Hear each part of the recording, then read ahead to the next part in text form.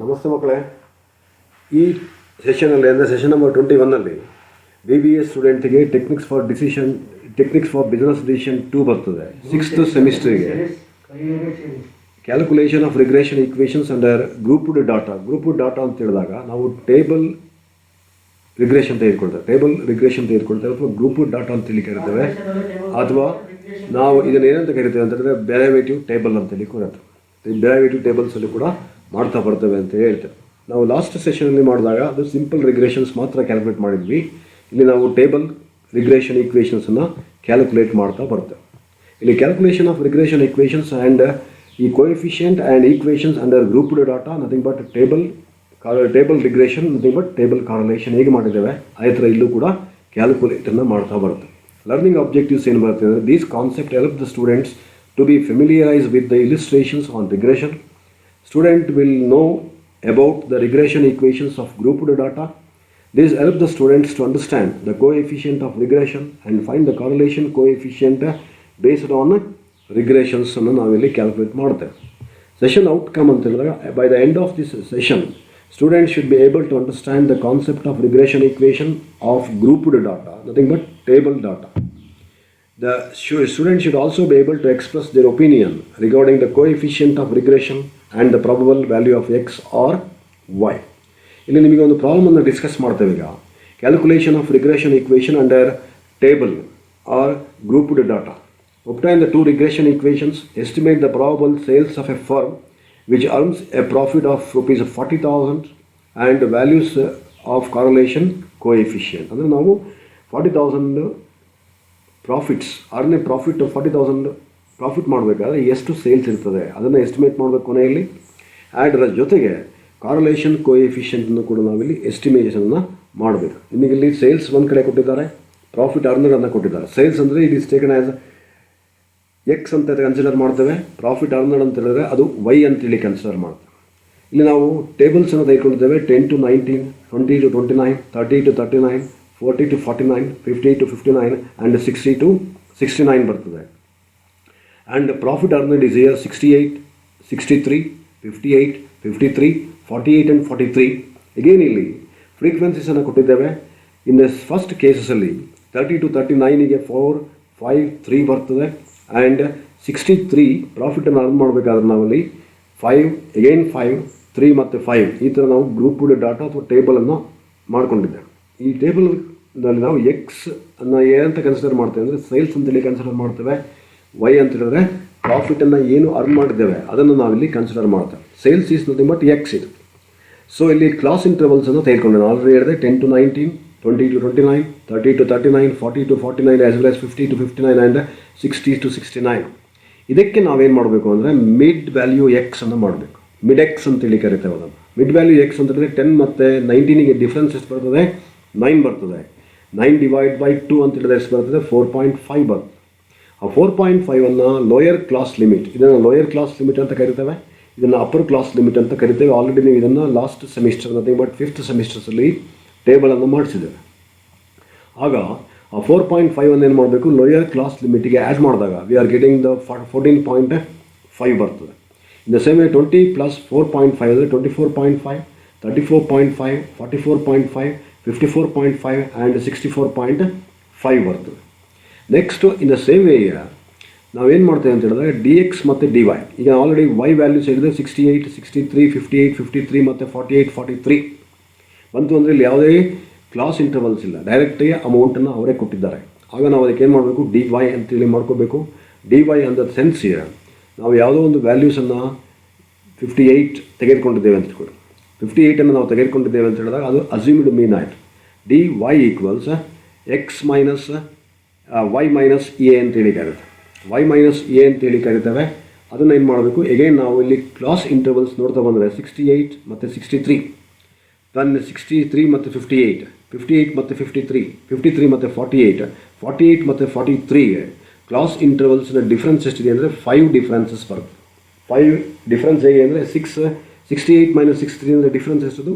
C. ಅದನ್ನು ನಾವು class differences ಅಂತೇಳಿ ಕರಿತೇವೆ. It is also called as I ಅಂತೇಳಿ ಕೂಡ ಟ್ರೀಟ್ ಮಾಡ್ತೇವೆ. ಆಗ ಇಲ್ಲಿ 58 ಮೈನಸ್ 68 ಅಂತ ಹೇಳಿದಾಗ 68 ಮೈನಸ್ 58 ಅಂದರೆ 10 ಬರ್ತದೆ. 10 ಡಿವೈಡ್ ಬೈ 5 ಮಾಡಿದ್ರೆ V are getting the 2. Again year is 1, 0, -1, -2 and -3. The same year ಇಲ್ಲಿ ನಾವೇನು ಮಾಡಿದ್ರೆ 34.5 ಐ ಅಥವಾ ಸಿ ಅಂತ ಕನ್ಸಿಡರೇಷನ್ ಮಾಡ್ಕೊಂಡಿದ್ದೇವೆ ಅಂದಾಗ 14.5 ಮೈನಸ್ 34.5 ಅಂತ ಹೇಳಿದಾಗ ಎಷ್ಟು ಬರುತ್ತೆ? 20 ಬರ್ತದೆ. ಇಲ್ಲಿ ನಾವು ಕ್ಲಾಸ್ ಇಂಟರ್ವಲ್ಸ್ ಪ್ರತಿಯೊಂದಕ್ಕೂ ಎಷ್ಟು ಇಟ್ಕೊಂಡಿದ್ದೇವೆ? 10 ಕ್ಲಾಸ್ ಇಂಟರ್ವಲ್ಸ್ ಇಷ್ಟು. ಬಟ್ ಡಿಫ್ರೆನ್ಸಸ್ ಸಿ ಎಷ್ಟು ಇಟ್ಕೊಂಡಿದ್ದೇವೆ? 10 ಇದೆ. 14.5, 24.5, 34.5, 44.5 ಅಲ್ಲಿ ಅದರ ಡಿಫ್ರೆನ್ಸ್ ಎಷ್ಟು ಬರ್ತದೆ? 10 ಅಂತ ಹೇಳಿದ್ರೆ ಸಿ ಅಥವಾ ಕ್ಲಾಸ್ ಡಿಫರೆನ್ಸಸ್ ಅಂತ ತೆಗೆದುಕೊಂಡಾಗ ಈಗ 34.5 ಇದೆ ಅಂತ ಹೇಳಿದಾಗ 14.5 ಮೈನಸ್ 34.5 ಅಂತ ಹೇಳಿದಾಗ V are getting 20 divide by 10 ಅಂತ ಹೇಳಿದಾಗ ಎಷ್ಟು ಬರ್ತದೆ? -2, -1, 0, +1, +2 ಆ್ಯಂಡ್ +3 ನಮಗೆ ಸಿಗ್ತದೆ. ಆನಂತರ ನಾವೀಗ ಎರಡನ್ನೂ ಕೂಡ ಕ್ಯಾಲ್ಕುಲೇಟ್ ಮಾಡಬೇಕಾದ್ರೆ ಇಲ್ಲಿ ನಾನು ಆಲ್ರೆಡಿ ಹೇಳಿದೆ, ಫಸ್ಟ್ ನಿಮಗೆ ಗೊತ್ತಿದೆ ಇಲ್ಲಿ -2 ಮಲ್ಟಿಪ್ಲೈಡ್ ಇಂಟು 10 -2 ಟೋಟಲ್ ಏನು ಮಾಡ್ತೇವೆ ಅಂತ ಹೇಳಿದಾಗ -2 ಇದೆ. ಇಲ್ಲಿ D S total F D X ತೆಗೆದುಕೊಳ್ತೇವೆ ಅಂದರೆ -2 ಇಲ್ಲಿ ಯಾವುದೇ ವ್ಯಾಲ್ಯೂಸ್ ಇಲ್ಲಿ -2, 14 ಡಿ ಎಕ್ಸ್ ಮತ್ತು ಡಿ ವೈ. ಸೊ 14.5 ಅದನ್ನು ಆಲ್ರೆಡಿ ನಿಮಗೆ ಹೇಳಿದ್ದೇನೆ.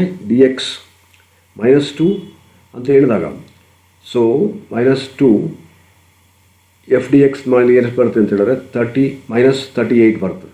38 ಅಂತ ಹೇಳಿದಾಗ total of these F frequency ಎಷ್ಟಿದೆ ಇಲ್ಲಿ 38, ಫ್ರೀಕ್ವೆನ್ಸಿ 19 ಬರ್ತದೆ. ಯಾಕೆ ಅಂತ ಹೇಳಿದ್ರೆ 10 + 4 + 2, 10 + 4 + 2 ಅಂದರೆ ಎಷ್ಟಾಯಿತು? 4 + 5 ಅಂದರೆ ಎಷ್ಟಾಯಿತು? 19 ಆಯಿತು. ಅದನ್ನು ಟೋಟಲ್ ಫ್ರೀಕ್ವೆನ್ಸೀಸ್ ಅಂತ ತೆಗೆದುಕೊಳ್ತಾರೆ. 19 - 2 ಅಂತ ಹೇಳಿದಾಗ ಎಷ್ಟು ಬರ್ತದೆ? -38 ಬರ್ತದೆ. -38 ಇನ್ನು ಸೇಮ್ ವೇ 35 ಇದೆ ಇಲ್ಲಿ. 35 ಹೇಗೆ ಅಂತ ಹೇಳಿದ್ರೆ 5 + 6 + 6 + 10 + 8 ಹಾಗಾದರೆ 35 ಆಯಿತು. ಅದನ್ನು ಸಮಪ್ ಮಾಡಿದಾಗ ಎಷ್ಟು ಬರ್ತದೆ? 35 ಬರ್ತದೆ. 35 ಇಂಟು -1 ಅಂತ ಹೇಳಿದ್ರೆ ಎಷ್ಟು ಬರ್ತದೆ? -35 ಬರ್ತದೆ. ಅಗೇನ್ ಇಲ್ಲಿ ಫ್ರೀಕ್ವೆನ್ಸಿ ಎಷ್ಟಿದೆ? 51. 51 ಇಸ್ ನಥಿಂಗ್ ಬಟ್ 4, 5, 11, 11, 10 ಮತ್ತು 10 ಮಾಡಿದಾಗ 51 ಬರ್ತದೆ. 51 ಇಂಟು 0 ಅಂತ ಹೇಳಿದಾಗ ಏನಾಯಿತು? 0 ಆಯಿತು. ಸೇವೆ 24 ಈ ಎಲ್ಲ ಫ್ರೀಕ್ವೆನ್ಸೀಸನ್ನು ನಾವೇನು ಮಾಡ್ತೇವೆ? ಟೋಟಲ್ ಮಾಡಿದಾಗ ವಿ ಆರ್ ಟೋಟಲ್ ಫ್ರೀಕ್ವೆನ್ಸಿ ಎಷ್ಟು? 24. 24 ಇಂಟು 1 24 ಬರ್ತದೆ. 2 ಇಂಟು 21 42 ಬರ್ತದೆ. ಆ್ಯಂಡ್ 3 ಇಂಟು 10 30 ಬರ್ತದೆ. ಸೊ ಇದು ಎಫ್ ಡಿ ಎಕ್ಸ್ ಆಯಿತು. Next F D x square. F D x square ಅಂತ ಹೇಳಿದ್ರೆ 38 ಇದೆ ಇಲ್ಲಿ. 38 ಇಂಟು 2 ಮಾಡಬೇಕು. D X F D x into D X equals F D x square ಆಯಿತು. ಅರ್ಥ ಆಯ್ತು ನನಗೆ ನಿಮಗೆ? F D x into D X equals F D x square ಬರ್ತದೆ. ಆಗ 38 ಇಂಟು 2 ಅಂದರೆ ಎಷ್ಟಾಯಿತು? -38 ಇಂಟು -2 ಅಂತ ಹೇಳಿದ್ರೆ 76 ಆಯಿತು. -35 ಇಂಟು -1 ಅಂತ ಹೇಳಿದ್ರೆ ಎಷ್ಟು ಬರ್ತದೆ? 35 ಬರ್ತದೆ. ಈಗೇನು ಇಯರ್ ಇಸ್ 0. ಈಗೇನು 24 ಅಂತ ಹೇಳಿದ್ರೆ 24 ಮಲ್ಟಿಪ್ಲೈಡ್ ಇಂಟು 1 24 ಆಯಿತು. ಈಗೇನು 42 multiplied into 2 then we are getting 84 ಬರ್ತದೆ. ಈಗೇನು 30 ಇಂಟು 3 ಎಷ್ಟು ಬರ್ತದೆ?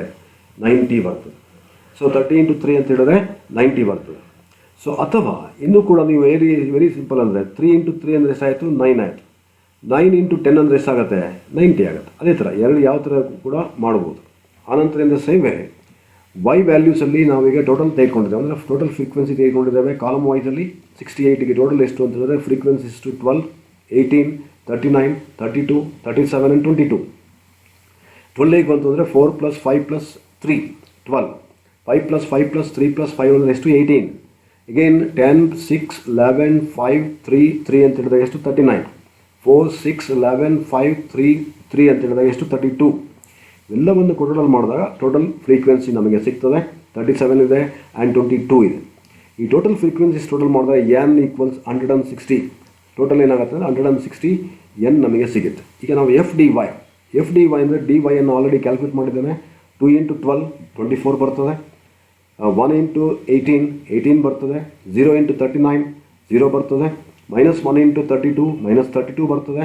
-2 ಇಂಟು 37 ಅಂದರೆ 74 ಬರ್ತದೆ. -3 ಇಂಟು 22 ಅಂದರೆ -66 ಬರುತ್ತೆ. ಆಗ ನಾವು ಎಫ್ ಡಿ ವೈಯನ್ನು ಟೋಟಲ್ ಮಾಡಿಕೊಂಡಾಗ -180 ಬರ್ತದೆ. Then f d y square already ಹೇಳಿದೆ. ಎಫ್ ಡಿ ಎಕ್ಸ್ ಯಾವ ಥರ ಕ್ಯಾಲ್ಕುಲೇಟ್ ಮಾಡಿದ್ವಿ ಅದೇ ಥರ ಇಲ್ಲಿ ಎಫ್ ಡಿ ವೈ ಸ್ಕ್ವೇರನ್ನು ಮಾಡಬೇಕು. ಎಫ್ ಡಿ ವೈ ಸ್ಕ್ವೇರ್ ಅಂದರೆ ಇಲ್ಲಿ 24 ಆಲ್ರೆಡಿ ನಿಮಗೆ ಗೊತ್ತಿದೆ. ಎಫ್ ಡಿ ವೈ ಅನ್ನು ನೀವು ಕಂಡುಹಿಡ್ಕೊಂಡಿದ್ದೀರ.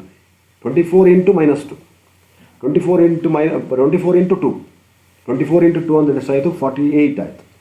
ಇದು ಸೇವೆ 18 ಇಂಟು 1 ಅಂತ ಹೇಳಿದ್ರೆ ಎಷ್ಟಾಯಿತು 18 ಆಯಿತು. ನೆಕ್ಸ್ಟ್ ಸ್ಟೆಪ್ 0 ಬರ್ತದೆ. ದೆನ್ 32 ಅಂತ ಹೇಳಿದ್ರೆ -32 ಇಂಟು -1 ಆಗ +32 ಬರ್ತದೆ. ದಟ್ ಈಸ್ ಎಗೇನ್ ಇಲ್ಲಿ -74 ಇಂಟು -2 ಅಂದರೆ ಎಷ್ಟಾಯಿತು 148 ಬರ್ತದೆ. -3 ಇಂಟು -66 ಅಂತ ಹೇಳಿದಾಗ 198 ಬರುತ್ತೆ. ಅದನ್ನು ಸಮ್ ಅಪ್ ಮಾಡಿದಾಗ 444 ಬರ್ತದೆ. ಇದಿಷ್ಟು ಕ್ಯಾಲ್ಕುಲೇಟ್ ಮಾಡಿದ ನಂತರ f D x d y ಅನ್ನು ಮಾಡಬೇಕು. F D x d y ಅಂತ ಹೇಳಿದಾಗ ಇಲ್ಲಿ ನೋಡಿ ಫಸ್ಟ್ ಸ್ಟೆಪ್ಪಲ್ಲಿ 10 ಇದೆ. 10 ಇದೆ ಅಂತ ಹೇಳಿದ್ರೆ 0 ಹೇಗೆ ಬರ್ತದೆ ಅಂದರೆ 0 ಇಂಟು 0, 0 ಇಂಟು -2 ಅಂತ ಹೇಳಿದ್ರೆ ಆಯಿತು 0 ಬರ್ತದೆ. 0 into 10 means 0. Again -1 into -2, -1 into -2 ಅಂದರೆ ಎಷ್ಟಾಯಿತು -2 ಬರ್ತದೆ. ಮೈನಸ್ ಇಂಟು ಮೈನಸ್ ಏನಾಯಿತು +2 ಬರ್ತದೆ. +2 ಇಂಟು 4 ಅಂದರೆ 4 2 8. ಇಲ್ಲಿ ತೋರಿಸಿದ್ದೇನೆ 8 ಅಂತ ತೋರಿಸಿದ್ದೇನೆ ನೋಡಿ. ಅಗೇನ್ -2 ಇಂಟು -2 ಅಂದರೆ ಎಷ್ಟಾಯಿತು 4. 2 ಇಂಟು 2 ಅಂದರೆ ಎಷ್ಟಾಯಿತು 4. ಇಟ್ ಈಸ್ ಪ್ಲಸ್ ಆಗುತ್ತೆ. 4 5 20. 4 5 ಎಷ್ಟು 20. 20 ತೋರಿಸಿದೆ.